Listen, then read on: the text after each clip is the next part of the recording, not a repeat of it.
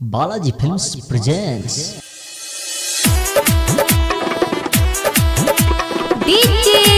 संतोष राज लतरहा सुपौल।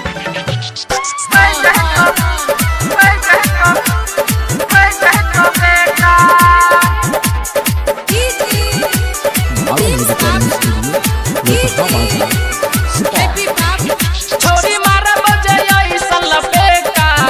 रात भर में हो जाए तो बेटा छोरी मारा बजे ऐसन लपेटा रात भर में हो जाए तो बेटा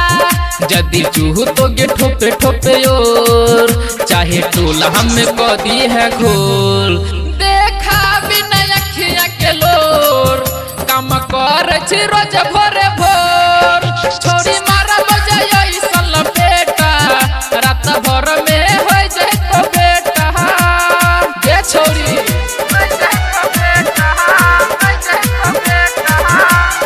डीजे संतोष राज लतरहा सुपौल।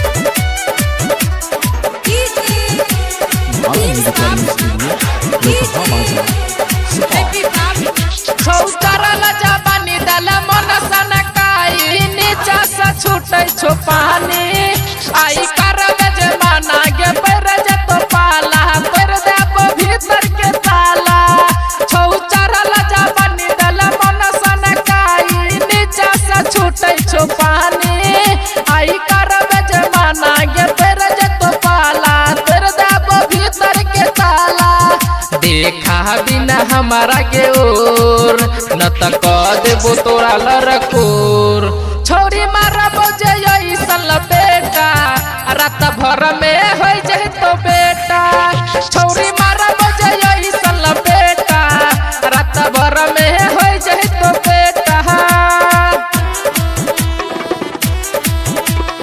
डीजे संतोष राज लतरहा सुपौल। छोरी मारा बजे ऐसन लपेटा रात भर में हो जाए तो बेटा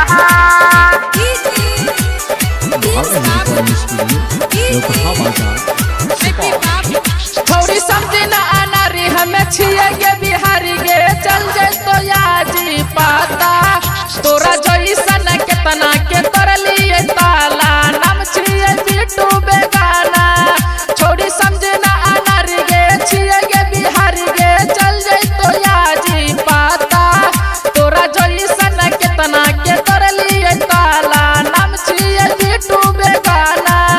अजया सिकलिया अजमाई छोड़ी दे तो गे तोरा पनाई रंजित मारल कोई ऐसन लपेटा रात भर में हो जाए तो बेटा विकास मारल कोई ऐसन लपेटा रात भर में हो जाए तो बेटा खेलबैत रहिए बालाजी रिकॉर्डिंग स्टूडियो लोकहा बाजार सुपौल।